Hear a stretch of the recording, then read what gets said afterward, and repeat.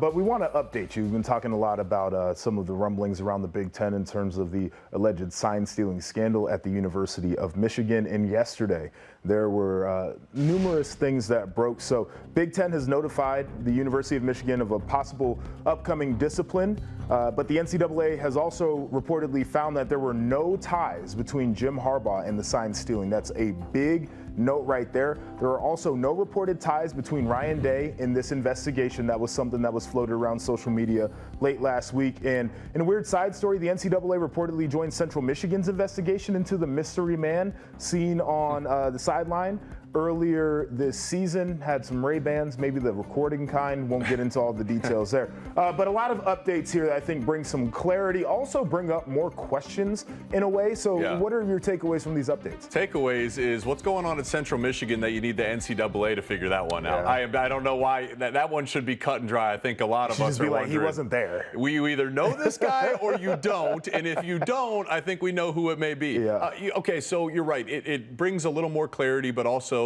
has more questions. It's a continuation of where we're at. My biggest takeaway is I think a lot of people want a decision. They want to know, how do we move forward here? Because we're in just this point of more and more news, and there's emotions on both sides.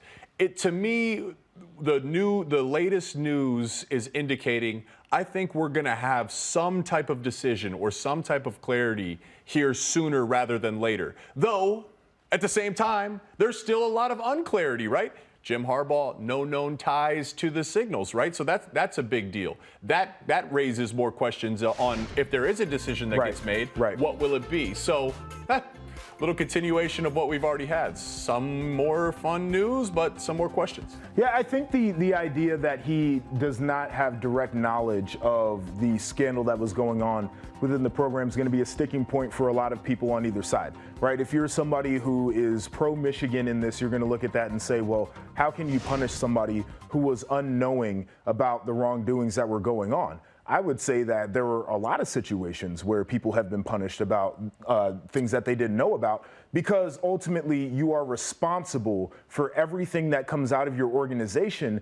And it didn't prevent you from using that knowledge that was gotten, right? Like, you didn't know how he got it, but they still used it. And that it seems to be pretty clear there. So I'm curious how much that's going to weigh in. I know Michigan's going to fight back about that as well. I'm with you in terms of the Central Michigan thing. I think that's absolutely crazy. Like, I do not know what to make of that. I think we all know where this is going, but then the questions of why and how, I think, really pop up into our minds as well. So I think there was something else that is being more reported on today that we didn't have built out for the show, but I do want to mention it, is yesterday there was an anonymous former Big Ten coach that sent to the University of Michigan a document, a two-sheeter that had decoded Michigan signals, and it said that it was something that groups of coaches had worked on throughout the season. They would pass the information to each other ahead of Michigan games. It is not uncommon for coaches to call each other and say, hey, what was on your scouting report when you're playing an upcoming opponent?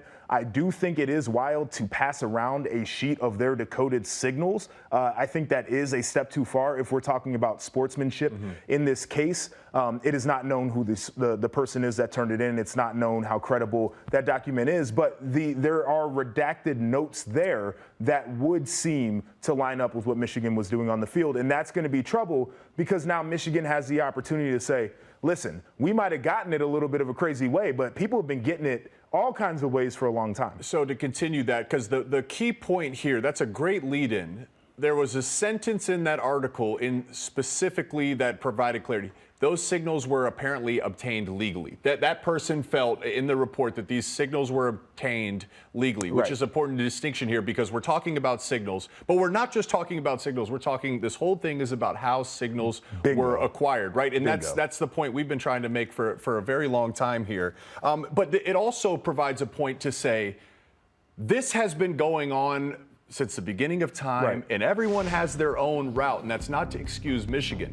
But I think what's got lost here is it's an all or nothing type scenario where Michigan's the only team doing this. No, they certainly crossed the lines with the reports about Stallion, but I think with that article that came out yesterday, JP, it's showing you there's a lot of teams that aren't as innocent as they may present. Yeah, I think anybody who went out on a limb and tried to say that Michigan was the only team that was after this information, I think that was a very naive point of view. I think it is startling, though, when you do see some of the reports that said it may have been 65 people in connection with this type of scheme. I think that's what has people up in arms. But I also agree with your point of it's hard right now, I think, to have an appropriate measure of punishment, especially since this is unprecedented and the thing isn't fully complete yet. Yeah, I think most people agree.